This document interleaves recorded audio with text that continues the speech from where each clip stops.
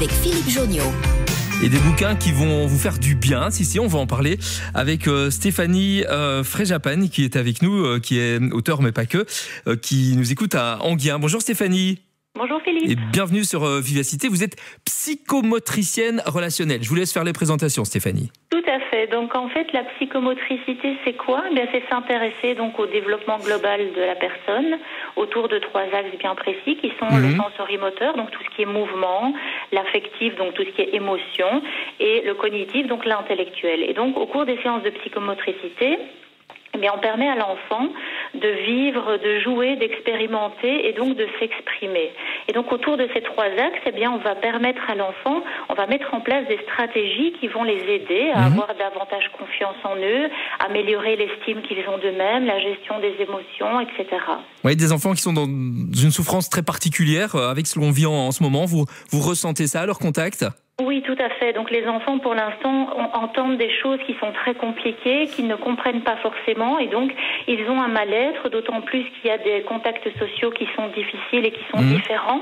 Donc ces enfants ont vraiment besoin d'extérioriser leurs émotions, et donc c'est vraiment compliqué pour l'instant. Stéphanie, je ne sais pas si je vais vous faire rougir, mais on dit de vous que vous êtes une vraie perle et une fée pour les loulous.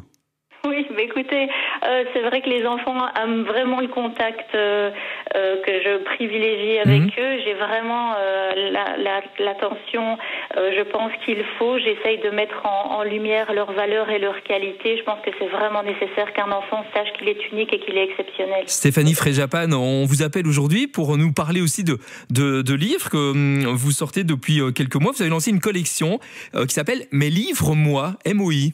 Oui. Donc le mot MOI, donc avec un T inversé, c'est vraiment en hommage à mes enfants et à mon mari qui s'appelle Mott. Et donc je trouvais ça intéressant et amusant de mettre leur nom de famille dans mes livres. Et donc ce sont des livres outils qui vont permettre à des enfants à partir de 8 ans, donc qui sont autonomes face à la lecture, de se poser des questions sur ce qu'ils vivent, sur ce qu'ils ressentent, afin justement de pouvoir exprimer leurs émotions, arriver à davantage penser positivement et donc comprendre tout ce qu'ils vivent et tout ce qu'ils ressentent. Ouais, mieux s'apprécier aussi, vous le dites, rendre cette confiance qui est perdue en soi.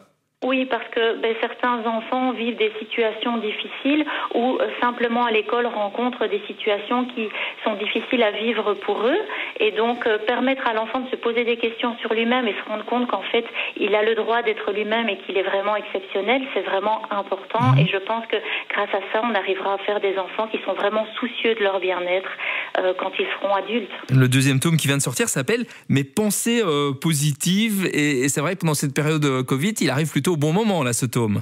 Oui, vraiment, parce que on voit un petit peu tout négativement pour l'instant. On est un petit peu reclus de tout le monde, et donc pouvoir penser positivement et prendre le bénéfice d'être comme ça un petit peu moins en groupe, c'est vraiment bien de pouvoir justement voir au-delà de cette situation et voir un petit peu ce que cela pourrait nous apporter de positif et ne pas rester dans cet engrenage négatif. Cette collection de livres pourrait se retrouver, pourquoi pas, finalement au pied du sapin, à s'échanger en petites bulles avec toutes les conditions de sécurité évidemment. Alors double défi pour vous, il y a la sortie de ces bouquins, c'est toujours un événement, et puis surtout vous êtes auto-édité, donc vous prenez tout en main. Oui, j'ai décidé moi-même de lancer les choses et d'aller jusqu'au bout, parce que c'était vraiment important pour moi. Je n'avais pas envie d'attendre qu'un éditeur me donne telle ou telle instruction. Je voulais vraiment lancer ces livres très rapidement, et donc c'est comme ça qu'en 2 ans j'ai pu lancer mes 2 premiers livres qui sont déjà présents dans de nombreuses écoles du Hainaut, du Brabant et de Bruxelles, et donc qui font déjà leur preuve aujourd'hui et qui apportent, je pense, pas mal de bien-être à certains enfants. On peut les acheter en ligne alors ? Oui, vous pouvez les acheter en ligne sur le site internet www.jesuismoi.be. Jesuismoi.be, la sortie de son nouveau tome qui s'appelle « Mes pensées positives et moi ». Stéphanie Fréjapan qui fait tout ça au départ d'Enghien. On était content aussi de vous entendre cet après-midi sur Vivacité, ces petits moments qui font du bien. Merci Stéphanie. Merci à vous. Passez de belles fêtes et qui sait à bientôt sur Vivacité. Merci. Il est 14h40.